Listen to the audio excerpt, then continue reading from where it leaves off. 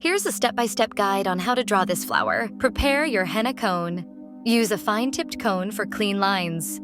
Ensure the henna paste flows smoothly without breaks. If you're not sure on how to make a henna cone, make sure to check out my other video. Subscribe to my YouTube channel for more full in-depth tutorials for beginners. Let's dive in. So we're gonna begin by drawing 2 leaves, and we're gonna use these leaves as foundation to build a flower. Start by drawing a little curved line between the leaves to give them a nice curved effect.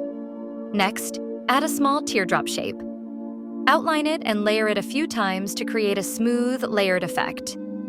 Once you've reached this point, begin drawing moon-shaped leaves. Overlap the first 2 leaves slightly. Add smaller leaves around them and build upon this base to create a more intricate design. This will give your design depth and elegance. Try getting as close as possible to the other leaf without touching it, so they don't smudge or merge together. Fill in the little moon-shaped leaves the same way I just filled them in. This will give the design a rose-like appearance, with all the layers coming together beautifully. This technique will help maintain clarity and create a stunning, detailed henna design. The trick to keeping the henna looking nice and neat is by always ensuring you have a clean tip. If you start to see the design getting sloppy, make sure you have a tissue nearby and clean the tip regularly. This will help maintain precision and keep your design sharp and clean throughout. Once you complete this look and have a nice, neat-looking rose, outline it. Then, add petals directly on top of the rose you created.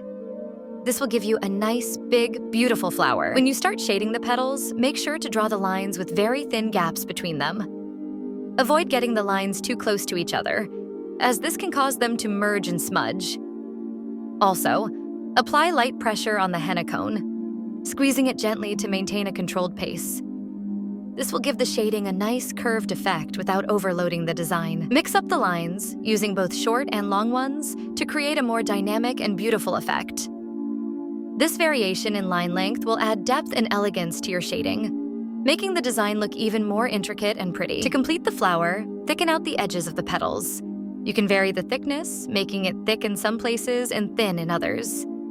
This will give the design a clean and neat look, enhancing its overall beauty and definition. Notice that I've left a big gap between these petals. That gap is where we'll build the next flower. The best place to add flowers is usually between any openings, gaps, or corners. These areas provide the perfect space to add more details and create a balanced, intricate design. I'm just going to make sure I go over any light lines, because sometimes if the lines aren't thickened a bit, the henna will fade away quickly.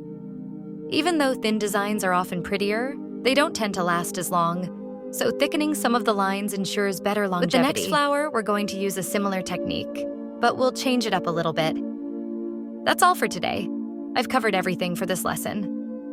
Make sure to subscribe to my YouTube channel if you haven't already, like, share, and repost.